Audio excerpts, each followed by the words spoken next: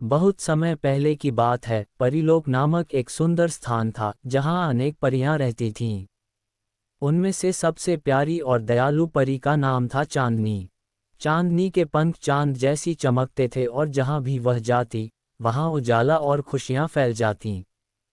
चांदनी परी का काम था पृथ्वी पर जाकर दुखी बच्चों की मदद करना।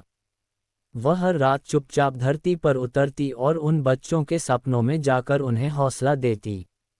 एक दिन उसे खबर मिली कि एक छोटे से गांव में एक बच्चा आरव बहुत दुखी रहता है क्योंकि उसके माता पिता अब इस दुनिया में नहीं हैं। चांदनी परी आरव के सपनों में गई और उससे बोली, डरो मत, मैं तुम्हारे साथ हूँ। आरव मुस्कुरा दिया, लेकिन असली दुनिया में उसका दुख अब भी बना रहा। परी ने ठान लिया कि वह आरव की जिंदगी बदलकर रहेगी। अगले दिन चांदनी एक इंसानी रूप में गांव आए, एक सुंदर युवती बनकर, और उसने खुद को एक शिक्षिका बताया। गांव वालों ने उसे स्कूल में पढ़ाने का काम दिया।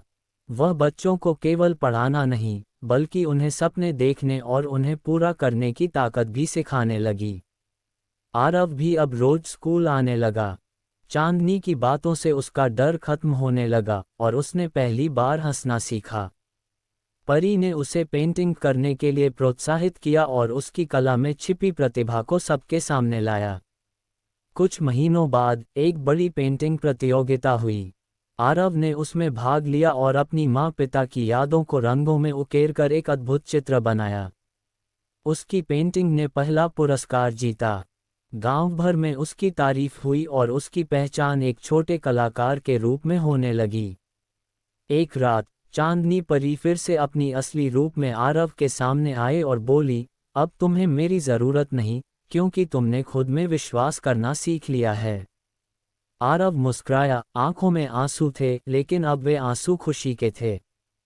चांदनी परी आकाश में उड़ गई और आरव की जिंदगी में एक नई रोशनी छोड़ गई, आत्मविश्वास और सपनों की।